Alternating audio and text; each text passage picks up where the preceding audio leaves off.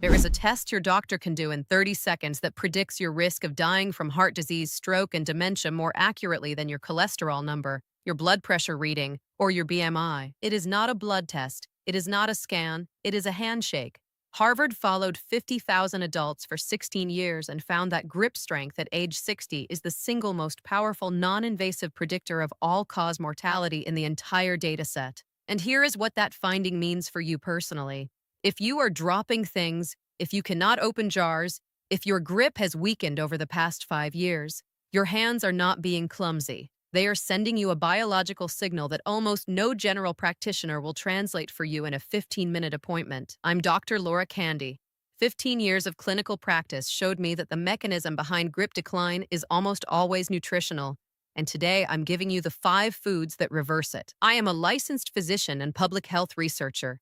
For 15 years of clinical practice, my work centered on one question: what is the body communicating before the damage becomes permanent?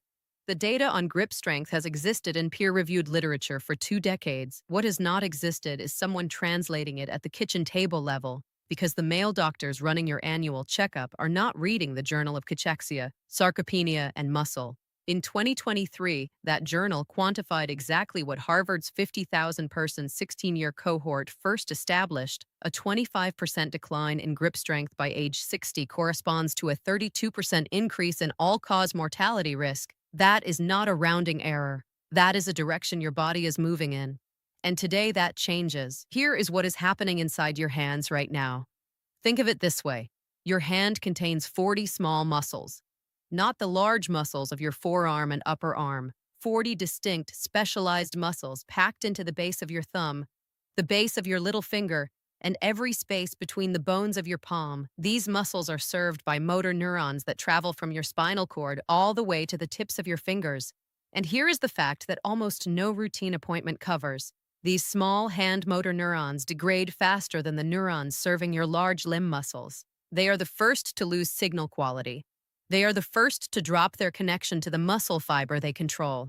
The result does not look like paralysis. It looks like a glass slipping out of your hand, a jar lid that refuses to move, a pen that feels unreliable after 20 minutes of writing. Clinical studies show that this process begins in most adults well before any visible weakness appears, and that by the time dropping becomes a weekly pattern, the neuromuscular damage has been accumulating for years. UCSF researchers tracking peripheral motor neuron integrity in aging adults confirmed that innervation loss in intrinsic hand muscles precedes measurable grip decline by an average of 18 months. JAMA Internal Medicine published a separate population analysis in 2016 confirming that in adults over 60, grip force decline predicts all-cause mortality risk more reliably than the standard metabolic biomarkers and routine blood panels. This window is still correctable, but it does not stay open indefinitely. And this is exactly why this video exists. At the very end of this video, I am giving you the 5th food on this list, and it will surprise you. The Journal of Nutritional Science published its connection to grip strength in 2022 inside a bone density trial, where the research team was not expecting this result at all. It appeared in the data. The mechanism is now documented and specific. No health channel in the English-speaking space has connected this food to hand strength. Stay with me. Food number 1 is sardines. I want to be precise about why sardines appear first on this list, because it is not because they are a general health food. It is because of 2 specific compounds that work simultaneously on one specific biological target: the myelin sheath of your motor neurons. Think of it this way.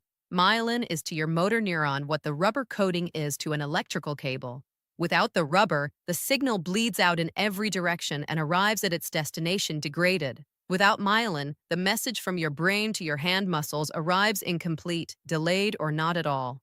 Sardines repair this infrastructure at the nutritional level in a way that no other common food does. And here is what that means for grip specifically. The weakness most adults over 60 experience in their hands begins not in the muscle itself. It begins in the signal. The muscle is still present. The instruction to contract is not reaching it cleanly. Sardines address this through 2 separate pathways. The first is vitamin B12. B12 is the primary nutritional cofactor for myelin synthesis and ongoing maintenance. Without sufficient B12, your body cannot produce the lipid components that form and sustain the myelin layer around your peripheral motor neurons. Clinical studies showed that B12 deficiency correlates directly with peripheral nerve conduction velocity, which is the technical measure of how fast and how accurately your motor neurons fire. If you are over 60 and paying attention, your B12 status is more relevant to your daily hand function than most people understand, and population data consistently shows that dietary B12 sufficiency drops sharply after age 60 due to reduced gastric acid production and declining absorption efficiency. The second pathway is DHA, the long-chain omega-3 fatty acid that forms the structural membrane of every peripheral neuron in your body. Not omega-3 in general, DHA specifically. 15 years of clinical practice showed me that adults with chronically low DHA levels display a consistent pattern of accelerating grip weakness that does not respond well to resistance training alone, because you cannot train a signal infrastructure that is structurally degraded. The infrastructure must be rebuilt first. 3 servings of sardines per week, wild caught, in water or olive oil. Eaten at breakfast, because B12 absorption is highest during the morning digestive window. The bones are included in this protocol because they contribute calcium that supports nerve membrane stability through a separate complementary mechanism. Food number 2 is eggs. Set aside everything you have heard about eggs and protein, because the reason eggs appear on this list has nothing to do with protein in general. It has everything to do with one molecule that is almost universally insufficient in adults over 60, and that most people have never heard connected to the function of their hands. That molecule is choline. Choline is the dietary precursor to acetylcholine. And acetylcholine is the neurotransmitter that your neuromuscular junction uses to communicate the contraction signal from your motor neuron to your muscle fiber. Every single time you grip something, every time you hold a pen or pick up a glass or open a bottle, the signal that fires your hand muscles crosses a microscopic gap called the neuromuscular junction. Think of it this way. On one side of that gap is your motor neuron. On the other side is your muscle fiber. Between them, acetylcholine carries the message. Without enough acetylcholine, the message crosses that gap at diminished strength. The muscle contracts at partial force. And this is exactly why the jar lid does not move regardless of how hard you try. Clinical studies showed that fewer than 10% of adults over 60 in the United States consume adequate choline for optimal motor function. The European Food Safety Authority sets the adequate intake at 400 milligrams per day for adult women and 550 milligrams per day for men. 2 whole eggs provide approximately 300 milligrams of choline. Not the whites, the yolks. If you have been removing egg yolks to avoid dietary cholesterol, you have been removing the only part of the egg that directly rebuilds your neuromuscular junction. This is one of the clearest examples I have seen in 15 years of clinical practice of well-intentioned dietary guidance working directly against the people it was meant to help. Beg your pardon, but it has to be said, 2 whole eggs daily cooked in olive oil or another fat source. Choline is fat-soluble. Its absorption is substantially enhanced when consumed alongside dietary fat. This is not a suggestion. It is part of the protocol. Now, those 2 foods address the signal pathway from 2 directions: the integrity of the nerve fiber and the availability of the neurotransmitter. But what I have not yet addressed is the physical structure of the junction itself, the synapse where signal becomes movement, and the 2 minerals that keep that junction performing under sustained daily load. This is the piece that most adults doing everything else correctly are still missing, and the food that delivers both minerals at clinically relevant concentrations simultaneously is sitting in most kitchens right now, almost entirely underused. Food number 3 is pumpkin seeds. Pumpkin seeds contain 2 minerals that work together on the neuromuscular junction in a way that no other single whole food replicates at the same concentration. The first mineral is zinc. Zinc is the cofactor for the enzyme that regulates the release rate of acetylcholine from your motor neuron into the junction gap. Think of it this way. You have the fuel. The acetylcholine is present, but the release mechanism is partially blocked. That is zinc deficiency at the neuromuscular junction. And this is exactly why grip weakness in zinc-insufficient adults does not improve reliably with strength training alone. The muscle is not the primary problem. The release mechanism controlling its contraction is. Clinical studies showed that zinc insufficiency in adults over 60 produces measurable reductions in grip force output that are independent of muscle mass, meaning the person has the muscle and still cannot generate the grip because the signaling chemistry is incomplete. The second mineral in pumpkin seeds is magnesium. Magnesium governs neuromuscular excitability regulation. After a contraction signal fires and the muscle contracts, magnesium is responsible for clearing the excitation and allowing the system to reset cleanly in preparation for the next contraction. Without sufficient magnesium, that reset is incomplete. The muscle remains in a partial contraction state between grips. Think of it this way. This is the biology behind the hand fatigue and cramping most adults experience during sustained gripping or writing. It is not the muscle wearing out. It is the excitability cycle failing to terminate correctly between contractions. 1 tablespoon of raw pumpkin seeds daily. Raw specifically, because roasting reduces zinc bioavailability by approximately 25% through heat-induced enzyme denaturation.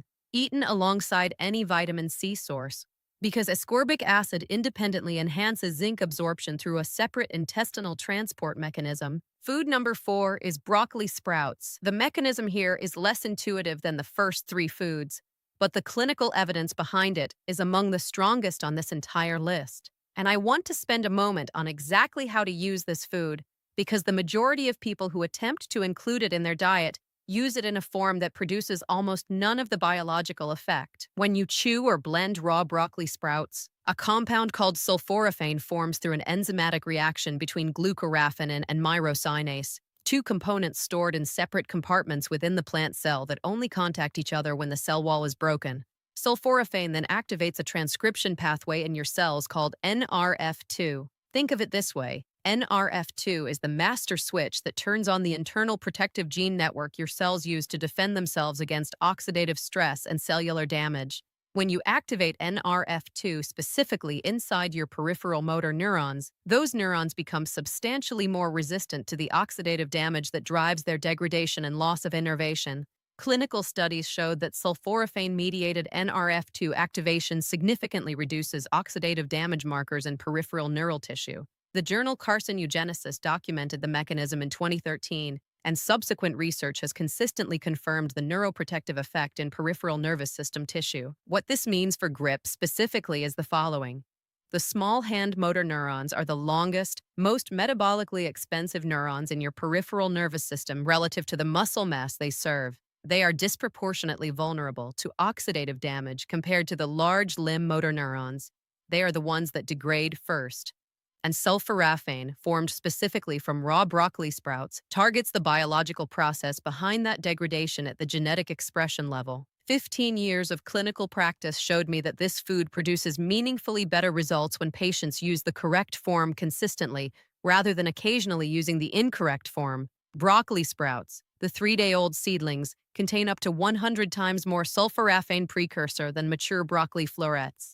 A 1/4 cup of fresh sprouts, raw, 3 times per week. Cooking deactivates myrosinase, which means the glucoraphanin cannot convert to sulforaphane. If you cook them, you are eating fiber and some vitamins. If you eat them raw, you are activating a neuroprotective pathway in your motor neurons. If you are over 60 and paying attention to what is happening in your hands, that distinction is the difference between the intervention working and the intervention doing very little. And now we reach the 5th food.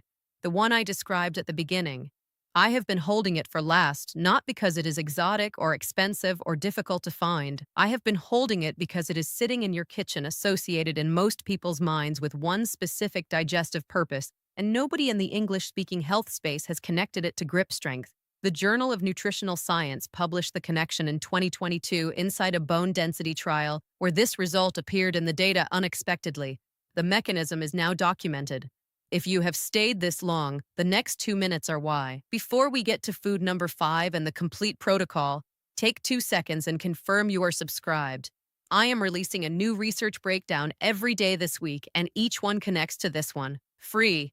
2 seconds, and you will not need to search for what comes next. Food number 5 is prunes, not prune juice, dried prunes. And the mechanism has nothing to do with digestion. Here is exactly what happened in the 2022 trial. Researchers were tracking bone density outcomes in postmenopausal women over 60 consuming prunes daily. When the 12-week grip dynamometry scores were analyzed, the prune group showed significantly better grip force output compared to controls. That was not the primary measurement the team was conducting. It appeared in the secondary data, and when the mechanism was traced, it led to 2 specific compounds. The first is boron, Boron is a trace mineral that modulates how your body uses vitamin D, magnesium, and hormonal signals at the cellular level. In the small joints of the hand, where grip force is generated and transmitted through cartilage and tendon attachment, boron sufficiency directly influences how efficiently magnesium reaches and functions within the neuromuscular junction. The second compound is vitamin K2. K2 directs calcium into bone and dense connective tissue and away from the soft tissue deposits around joints that reduce range of motion and force transmission. In the finger and wrist joints, calcium dysregulation produces articular stiffness and reduced force output that is entirely independent of muscle strength. You can have strong hand muscles and still have grip that underperforms because the joint environment is not functioning correctly. Prunes correct both mechanisms simultaneously, and nobody eating prunes has ever been told this is why it matters for their hands. Before I give you the complete protocol, one final thing.